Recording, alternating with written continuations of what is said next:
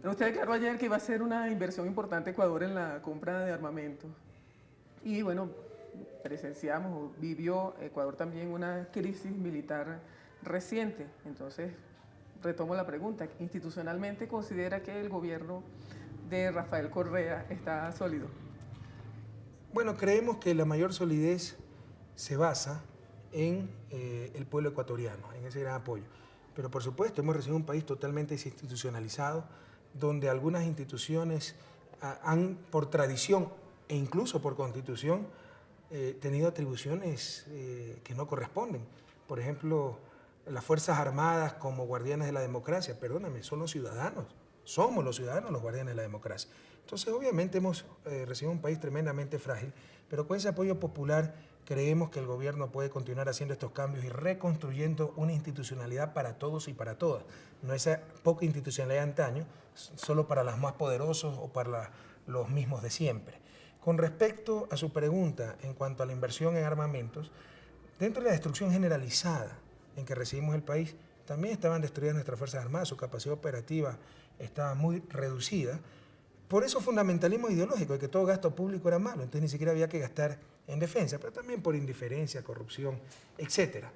Luego del incidente gravísimo que tuvimos el 1 de marzo, cuando el gobierno colombiano se atrevió a bombardear dentro de nuestro territorio, eso fue un sacudón para darnos cuenta que tenemos que acelerar los procesos de reconstrucción de nuestra capacidad de defensa, que nunca lo descuidamos en este gobierno, pero íbamos paso a paso. Por ejemplo, pusimos énfasis en la Marina por los graves problemas de coyoterismo, piratería, contrabando de combustible que teníamos.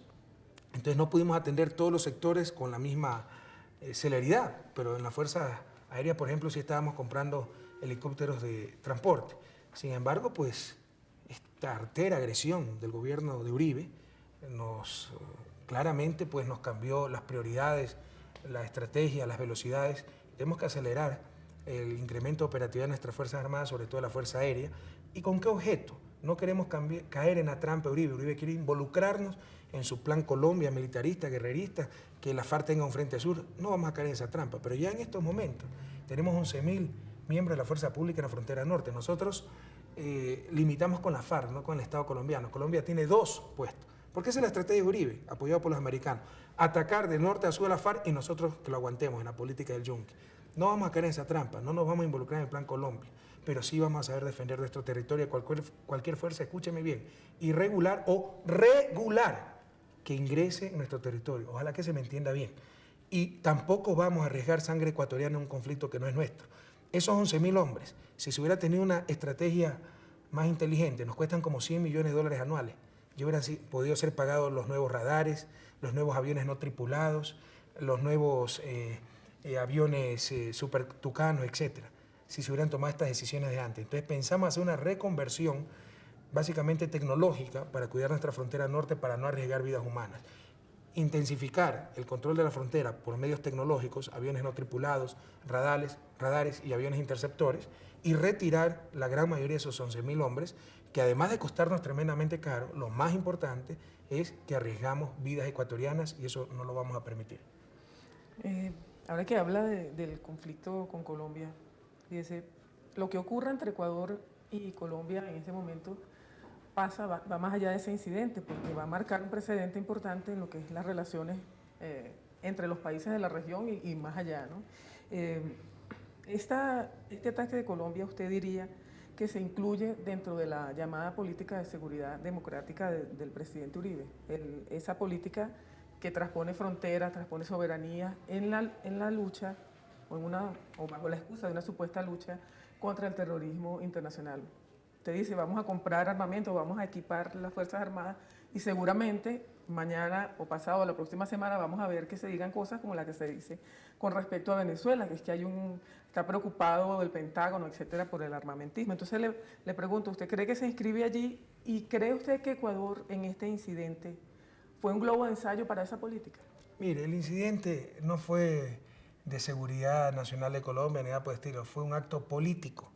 Si Uribe, como la barbaridad que sostiene que Ecuador es un santuario para la FARC porque de repente se nos infiltran campamentos de la FARC en el Ecuador. Bueno, Colombia es 10 veces más santuario, pues si tienen decenas de miles de kilómetros cuadrados que no controla el gobierno colombiano. si no fuera un santuario para la FARC, si tener infiltración de la guerrilla de la FARC en nuestro territorio implica colaboración con la FARC, Uribe es el mayor colaborador con la FARC. Sí, están todos los jefes, están todas las bases, etc. Colombia no controla aproximadamente 70.000 kilómetros cuadrados de su territorio. Nosotros limitamos con la FARC, le insisto, usted vaya al Putumayo, vaya a la región de la selva amazónica ecuatoriana y al frente verá los cultivos de droga y las patrullas de la FARC. No va a haber fuerza pública colombiana. Entonces, es el Estado colombiano el problema, el que no tiene control sobre su territorio. Conociendo esto, ¿por qué estas historias de desprestigio? ¿Por qué atacar a Raúl Reyes cuando se encontraba en Ecuador, si estaba entre Ecuador y Colombia? Y lo tenían detectado.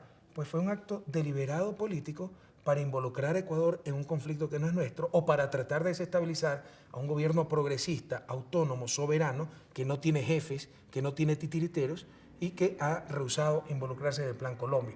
Entonces, básicamente, nosotros tomamos ese ataque como, además de una traición, una deslealtad tremenda del gobierno de Uribe, como un acto político tratando de desestabilizar, afectar la imagen de nuestro gobierno, le insisto, soberano y digno, y una estrategia para involucrarnos en el Plan Colombia. Estrategia que no le va a dar ningún resultado.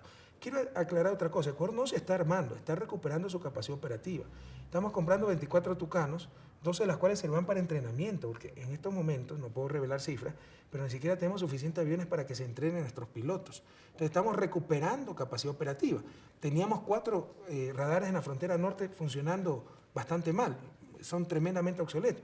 Vamos a reemplazar esos 4 radares, es decir, Ecuador no está cayendo en una carrera armamentista. Vamos a repotenciar los Cafires y los Mirage que ya tenemos, pero están en pésimas condiciones. Entonces estamos aumentando la capacidad operativa de las Fuerzas Armadas, fundamentalmente en base al armamento que ya tenemos, repotenciándolo. No es que estamos en una carrera armamentista y mucho menos. Y eso Ecuador nunca va a caer. La relación de fuerzas entre Colombia y Ecuador es 10-1. Con cualquier esfuerzo que hagamos, vamos a llegar a 10-3, 10-4, es lo mismo. Nosotros tenemos otra óptica de defensa, es decir, tener nuestro territorio adecuadamente vigilado y defendido, una fuerza disuasiva de defensa, jamás de ataque. Nosotros no somos... Usted dice que el objetivo de esa incursión armada fue político y yo quiero... Política externa e interna. Era para Uribe mostrar el trofeo de Carlos Reyes, aumentar popularidad. El mejor negocio para el gobierno de Uribe es esta guerra, pues por favor. Y segundo, los miles de millones que recibe anualmente de Washington para su Plan Colombia, le salva la economía. El mejor negocio para Uribe es mantener la guerra. Por eso, el último que quiere la paz en este planeta, la paz con la FARC, se llama Álvaro Uribe Vélez.